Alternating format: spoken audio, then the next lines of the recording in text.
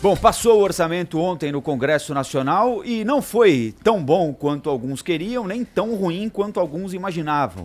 Eu me refiro aqui ao dinheiro reservado pelos deputados e senadores para as eleições do ano que vem. Chegaram a cogitar algo próximo de 4 bilhões de reais, né? Ficou próximo da metade disso, mesmo assim mais do que na eleição anterior de 2018 para a presidência da República. Bom, salário mínimo de R$ 998 para R$ 1.031, déficit previsto nas contas de 124 milhões de reais. Além disso, ficou definido que as receitas... bilhões de reais, exatamente, está milhões de reais aqui no texto, mas é bi mesmo. Além disso, ficou definido que as receitas vão somar 3 trilhões e 600 milhões de reais, o mesmo valor que somaram as despesas. O presidente do Senado, Davi Alcolumbre, diz que no frigir dos ovos ficou tudo certinho. É o primeiro orçamento do nosso país que se transforma em um orçamento impositivo e agora está aí um orçamento que é com certeza factível, é realizável e sem dúvida nenhuma vamos a partir do ano que vem com as emendas impositivas de bancada, com a PEC da transferência e outras conquistas fazer as coisas acontecerem. Agora aqui tem algo importante além do fundo eleitoral, né, Thaís? Já tem a previsão de economia de 6 bilhões de reais com a chamada PEC emergencial, que permite ao governo congelar salário, descontar salário de funcionário público e reduzir carga horária.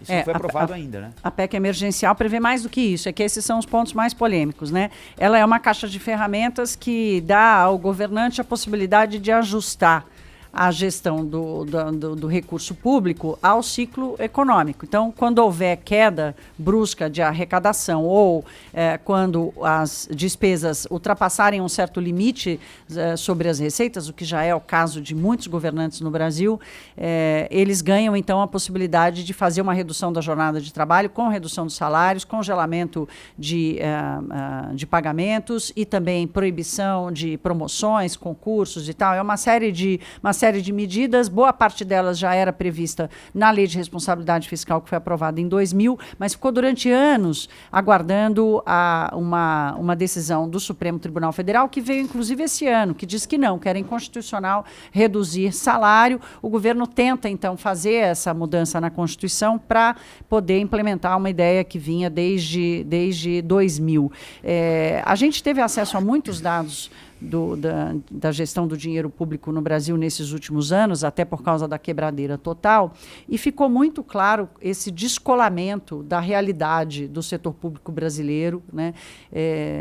Especialmente no que diz respeito à folha de pagamento. Eu não estou desmerecendo servidor nenhum aqui, mas algum equilíbrio precisa haver entre o que acontece na economia real e o que acontece no Estado brasileiro, o que acontece com a aplicação de recursos. Então, sem receber salário no Rio de Janeiro, Minas Gerais, Rio Grande do Sul. Mas essa não é uma medida, que tem que ser olhada para o que está acontecendo agora. Mas o pato, quem está pagando, no final das contas, eu tenho certeza disso. Eu tenho certeza disso. Acontece que a gente tem que tomar, o país tem que tomar decisões que sejam de longo prazo e que criem condições do governante fazer a decisão, tomar a decisão com a realidade do país. Afinal de contas, o Estado vive se a economia cresce, se a economia gera riqueza, se o setor privado gera riqueza, porque o Estado não gera riqueza. Então, nós chegamos a uma situação limite em que muitos servidores estão sem receber salário, não é só no Rio de Janeiro, é em Minas Gerais, é no Rio Grande do Sul também, é no Rio Grande do Norte,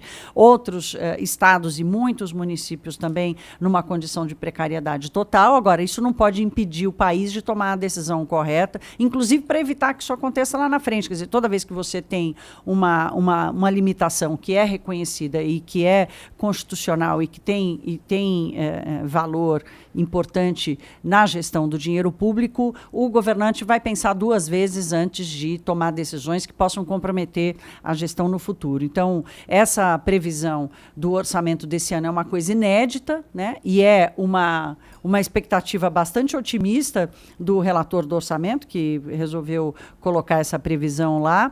Ele bota a cenourinha lá na frente de dizer, olha, a gente libera 6 bilhões de reais, reais e convoca o Congresso Nacional a fazer essa corrida pela cenoura lá na frente, né? Desse dinheiro que pode ser liberado. Lembrando que o cronograma do Congresso Nacional no ano que vem é apertado por causa das eleições municipais. Mas, de qualquer forma, está aí essa previsão. O governo tinha expectativa de que essa PEC fosse aprovada até o final do ano, não aconteceu, enfim, mas agora tem essa cenourinha lá na frente para o governo ter essa liberação de 6 bilhões de reais.